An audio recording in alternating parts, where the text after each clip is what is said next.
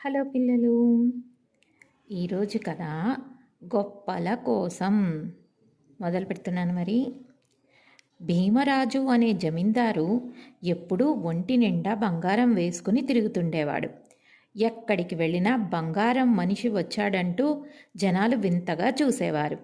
అదంతా గమనించిన భార్య సుమిత్ర, మీ దగ్గర తరగనంత ఆస్తి ఉందని ఇలా ఆభరణాలతో చూపించుకోవడం బాలేదు, అది మీకు మన కుటుంబానికి మంచిది కాదు అని చెబుతూ ఉండేది.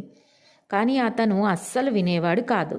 పైగా జనాల్లో గొప్ప పేరు తెచ్చుకోవాలి, అందుకు నాకు ఎలాంటి నైపుణ్యాలు లేవు, డబ్బుంది కాబట్టి ఇలా ప్రదర్శిస్తున్నాను అనేవాడు.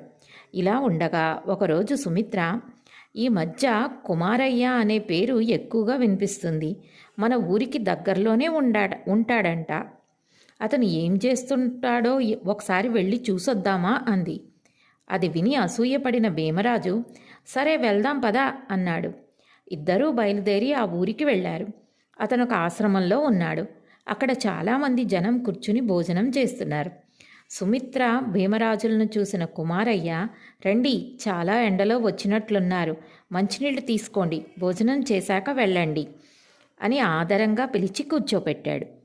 వాళ్ళు తినేసి బయటకు వెళ్తుంటే అక్కడ సహాయకులు, మీరు ఎప్పుడూ ఈ దారంట వచ్చినా సరే భోజనం చేసి వెళ్ళండి అయ్యా, ఆకలితో ఉన్న వాళ్ళందరికీ ఈ బాబు అన్నం పెడుతున్నాడు, ఎంత ఆస్తి ఉన్నా ఇలాంటి ధర్మబుద్ధి ఎంతమందికి ఉంటుంది అన్నారు.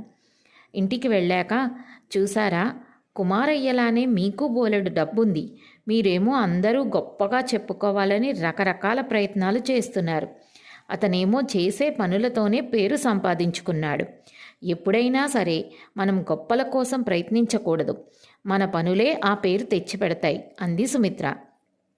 అప్పుడు భీమరాజుకు వాస్తవం తెలిసొచ్చింది. అప్పటి నుంచి బంగారం ధరించడం మానేసి పేదల కోసం ఏదైనా చెయ్యాలని నిర్ణయించుకున్నాడు.